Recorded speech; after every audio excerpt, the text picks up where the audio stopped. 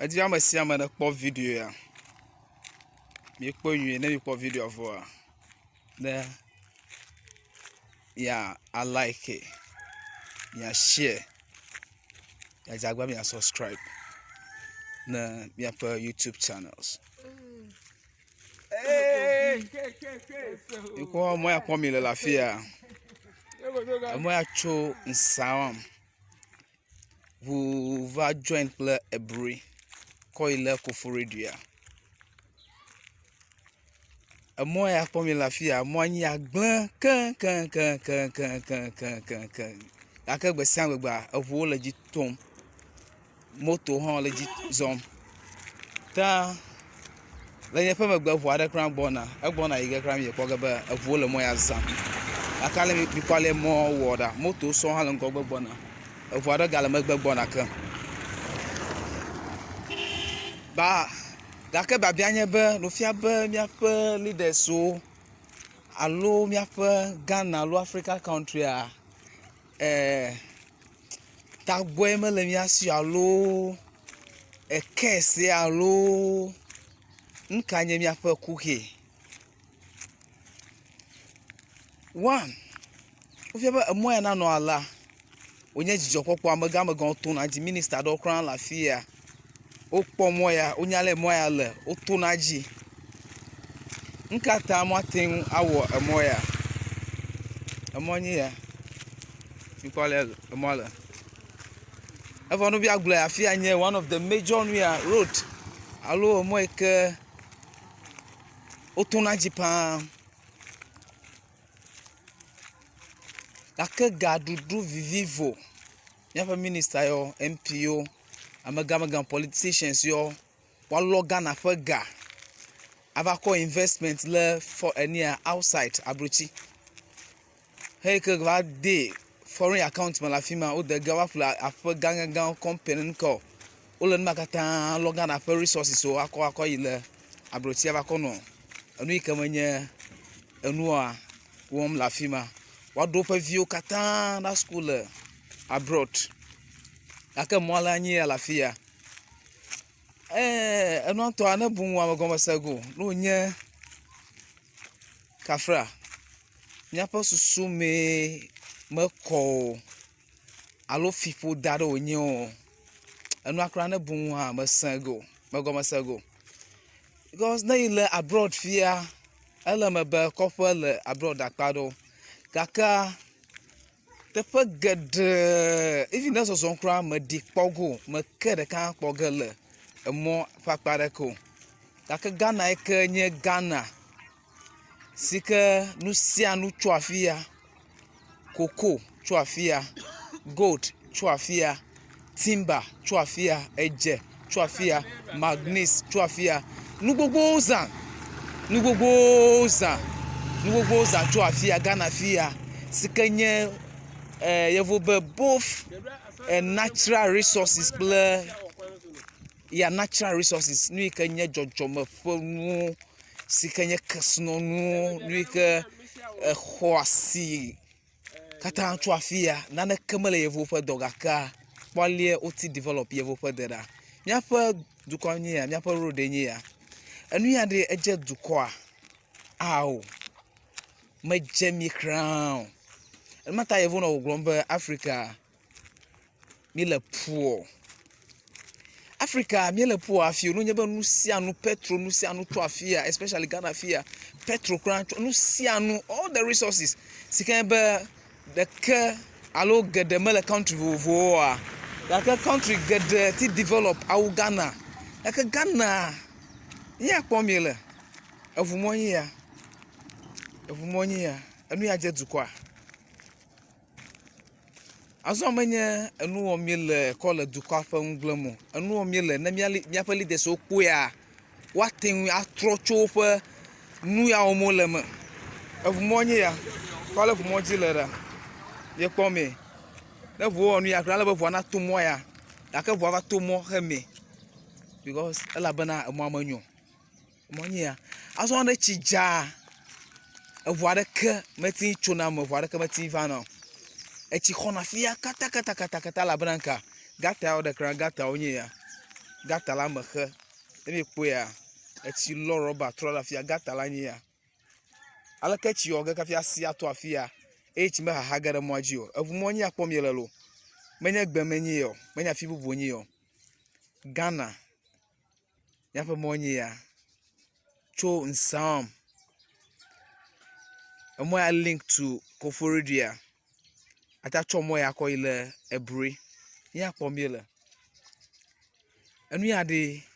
eka yi miaƒe nunɔlawo alo miaƒe leaders so especially politicians so ona ne srɔ̃ge akpa a forget nu sia nu bo edɔta Ghana dukɔmeviwo tia yewo ɖo menye ga eke wova nɔ fifim ade woƒe account me akɔ aɖo ɖa outside ava ƒle aƒewo le outside aƒle ʋu gãgãgãwo aƒle nuwo woga hã kpɔm gake me dedem na wo eka yiwo wogakpa ge enu ya medze mi o emɔ nye ya medze dukɔ ta eʋu ma gbɔna kra afia godzo le ba tolo gake mi kpɔ afia togo la ɖa mi kpɔ afia to wa menye ƒe mɔe mɔ gake ne ʋu bubu tso ŋgɔgbe gbɔna yewo le ba to afi me mi kpɔ afia tomo la efia be emɔa menyo menye hema ko lo afia nuɖuɖu emɔ ya dzi wokɔna nuɖuɖuwo kɔtona kafi kɔva na nsam kɔ yina Accra kɔ yina Kumasi kɔ yina teƒe geɖe abe abladzo etso afia kɔɖu etso afia mango etso afia koklo alo poultry kata tso afia ha kplitɔtɔ nu geɖe tso afia atɔtɔ nuka agblemenuku geɖe bli nuka o agbeli ete nuka kotomre enu gbogbo zã wo katã tso afia gake ga ke miaƒe leaders so fifim ɔnɔ gafim apɔnta sia katã xɔmo le dukɔmeviwo si wobe road worthy katã kplitɔtɔa fike gatotome emɔ nya kpɔm yele enu ya ɖe edze Ghana dukɔa awo ele be Ghana nanɔ far better than America kra ele be Ghana nanɔ far better than America nkata mi kɔ Rwanda mele ɖeke mo Rwanda kra no le gblɔma egba ame aɖeke manya be Rwanda ɖe afi ɔɖo gba Rwanda anɔ afi ma gba o gake Rwanda si ke nye afi ke wowɔ aʋa va yi ʋu wotsona abɔ na mo woatso ata na mo ɖoko na mo wu le afi ma Rwanda naneke mele afi ma Rwanda egba Rwanda ele competing kple enia America Rwanda business edɔwɔm le afi ma Rwanda nu sia nu le dzidzem bɔkɔ eye ne bia ame ke nye dukɔmevi nye Rwanda vi dzidzia wo katã wole dzidzɔkpɔkpɔ me elabena nka leader yake nye president le dukɔa kplɔm le afi ma metsɔ ega fifi alo ga ɖuɖu vivivo kɔkla yiƒe ɖokui mekɔ dɔ krã o no nye be Ghana alo African leaders wo woakpɔ Rwanda ƒe president ƒe nuwɔwɔ ali wokɔ nɔ agbe ali wokɔ nu sia nuwɔ ma woawɔ nu ya beka ɖe dzi be Ghana kra miaƒe mɔa manɔ alɔ Ghana dukɔa atrɔ amewo ganɔ konyi fafa mo amewo ganɔ hiã mo Rwanda etrɔ ale gbegbe be ɖe in fact Rwanda ele competing wobe yole competing kple Malaysia menye dukɔvi o lo Malaysia menye dukɔvi o nkata Ghana miaƒe leaders wo ne dukɔmeviwo tia mi mia akpɔ dɔgbɔ awɔ a forget ega ke miava fi ade miaƒe account me ava ƒle aƒe gãgãgãwo le abroad akplɔ miaƒe viwo kplitɔtɔ be no yi school afi me enu ya ɖe enyoa awo ta ame ɖe kuku afi sia afi ke miakpɔ short nia documentary ala miaƒe mɔ la nye ya lo me ɖe ku na ame sia me mi ma videoa because ele be solution ava menye be just miakpɔe miaɖe asi o mi me bia yi ame aɖe gbɔ na ma se eda gɔme alo ƒe gba gɔmea iya aƒu na ame aɖe kɔ ku ɖe ŋu if you no campaign wɔ kra anye nu woaɖo ŋku dzi no Ghana mi forget na nu lo mi forget na nu le Ghana mɔ la nye ya mi ngona no blele Ghana papa mi apa monye ogba mi mo ogo gaka na ekodawidu alo voting time do a wa for excavator machine so aba control moji anoni oba yogwana moga kaka onya dakwa kwa ko tro afọ no si anu ko dwe enu ya de menye du kom vie obumo le kosia e ka yo nu ya opange ka anyobere anyoba ya ma video ya mi share mi like mi akọ ya comment ha mi ajagba mi subscribe na mi akọ YouTube channel